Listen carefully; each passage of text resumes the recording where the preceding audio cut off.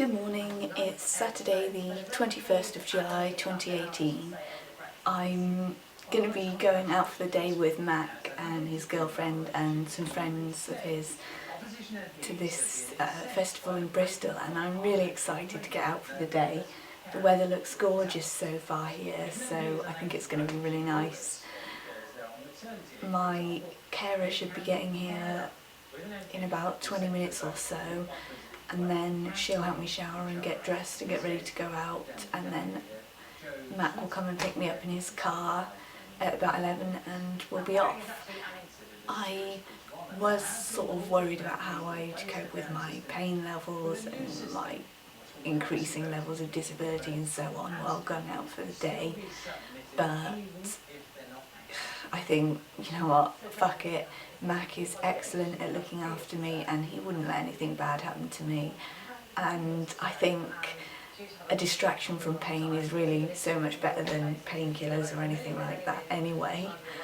And I just also feel that I'm deteriorating more quickly than I expected, and more quickly than anyone expected really. So I just want to enjoy life while I've still got some functions, because although I might get better and my hip might recover and, you know, my shoulder might go back, it's looking less and less likely the longer it goes on without them recovering. So I had a really nice carer yesterday lunchtime.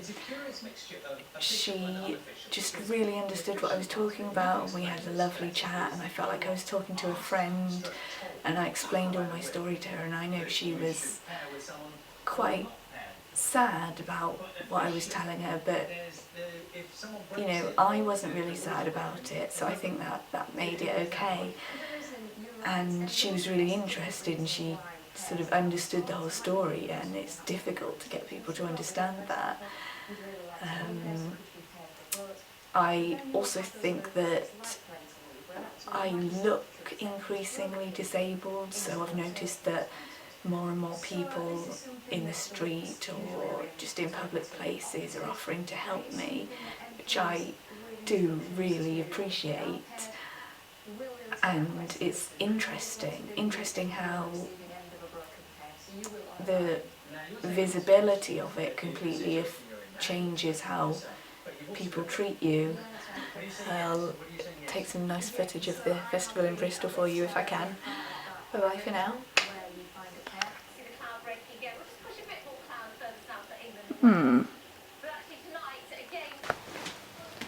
Hello, so I was supposed to be going to Bristol for a day out and look at the festival, but my foot just did that weird thing where it changed colour and it was like the circulation was bad, and then I looked at my ankle and it is really swollen, so and also my hip's still stuck in this internal rotation, and so I can't sort of straighten my ankle, and I don't know what to do. But when the carer came, instead of doing my personal care, she suggested I ring the 111 number to get medical advice, and they told me to go to A&E within the next 4 hours. This is ridiculous because this will be the 3rd time that I'm going to A&E this week, and I really wanted this to work living independently, and I tried so hard and I still am. I don't know what to do, I really don't. So off to A&E, bye bye for now. So here you can see what's up with the ankle. The sort of patch of blood vessel spasm or whatever the hell it was has gone away, but then if you compare them, that side, you know, there's barely a lump, there's just a sort of ankle bone, it's normal, and then on this side, and I can't even fully straighten it, and I don't know if you can see this, but that's the kneecap there. So the entire leg, the entire leg is stuck in an internal rotation from the hip, so the brace isn't working, and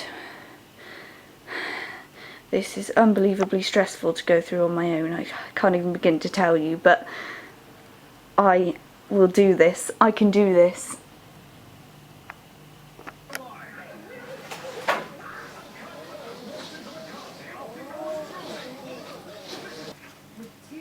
Oops. Hello. So I just got back from the hospital not long ago. So the doctor said that the reason why my foot had gone completely numb is because the cast that I've got on there. Sorry, I'm just trying to lift the leg up. The cast that I've got on there, basically by keeping my knee straight, it's compressing the nerve that's like quite near the surface in your knee, and that nerve controls the sensation to your foot. So it's got numb because the nerve's being squashed by the cast basically. But the alternative was worse, because the alternative was just having my hip twisted in this horrible odd position, which was unbearably painful, and it was causing more damage to my leg and the rest of my body.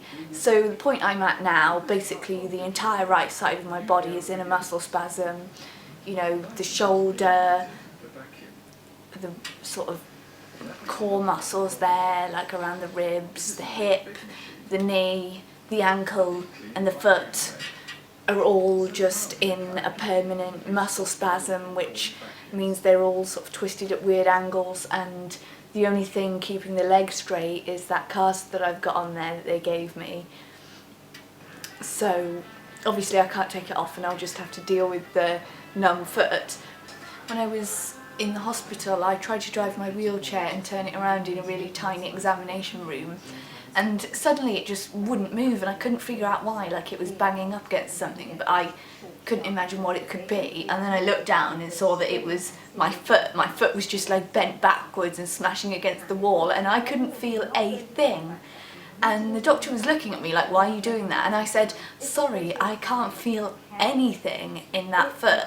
So I wouldn't know if I was even putting it down on the floor really, so I kind of can't really try and use the leg at all. So that's kind of made things worse as well. The doctor today said that I need something to try and stop this muscle spasm that's just going on, and before it sort of gets any worse and spreads to any more areas of muscle. So he's given me some muscle relaxing drugs called baclofen. Hold on a sec.